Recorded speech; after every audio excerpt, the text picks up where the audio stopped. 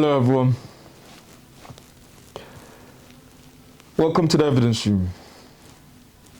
I'm your host, Mr. True Crime. As you can tell, I'm fairly new to this. So in my prior videos, I forgot to mention, if you're liking the content, leave a comment, like, and subscribe. It'll help us progress. I say us, it's just me, I'm a one-man team. But I appreciate it highly. Be grateful. Now we're gonna get straight into it.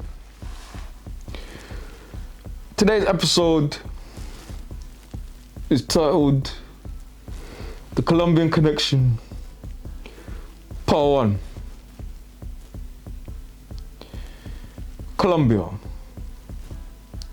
A place where paradise and danger live on the same street. A place where one wrong handshake can change your entire life.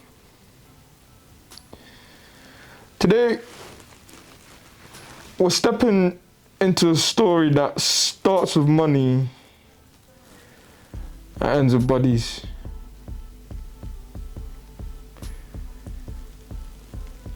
Welcome back to the Evidence Room. Before we even get into this case, let me tell you something about Colombia. It's beautiful. Mountains, music, people. People with bigger hearts than the country itself. But underneath that beauty, there's a history soaked in fear, power, and silence. Because in Colombia, crime isn't just crime. It's business, it's politics, it's survival.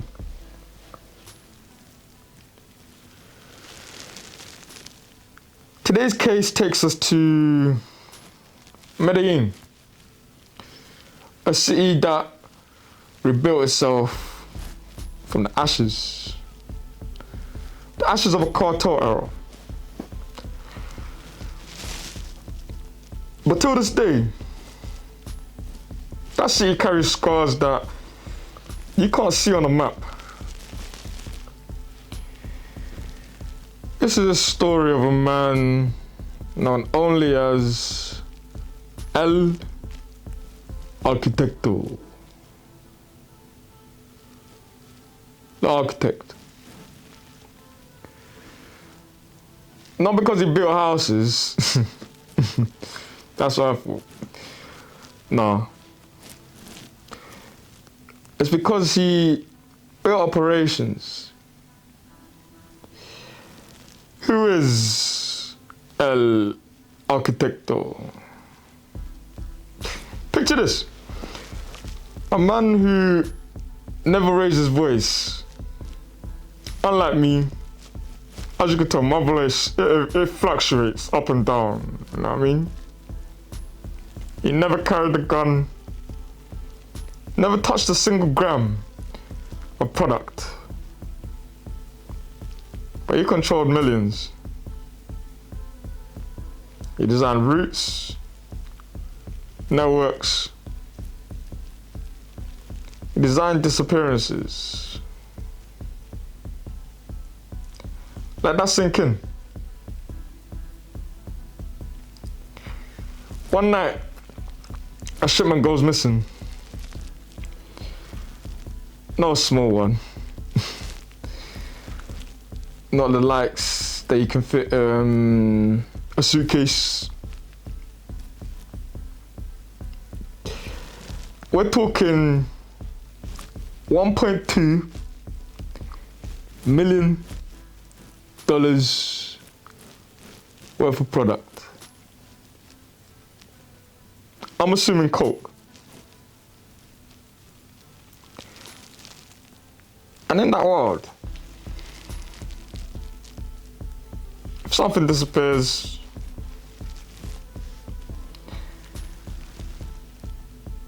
someone follows.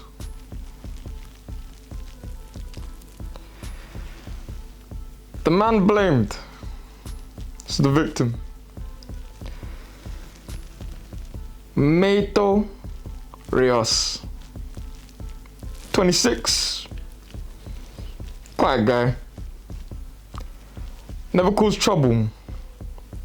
Mateo was just trying to feed his family, but in the wrong business. And in the business that he was in, being innocent can't save you. The night of the disappearance, Mateo leaves his house at 9:47 p.m. approximately. He tells his wife he'll be back before midnight. Mateo never comes home.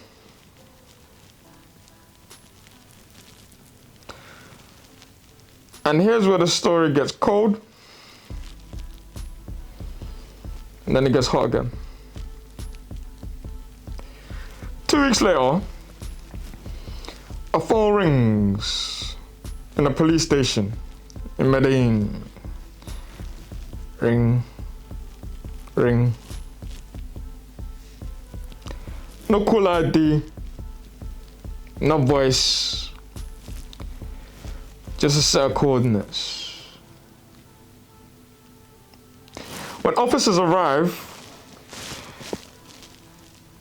they don't find a body. They find a blue notebook.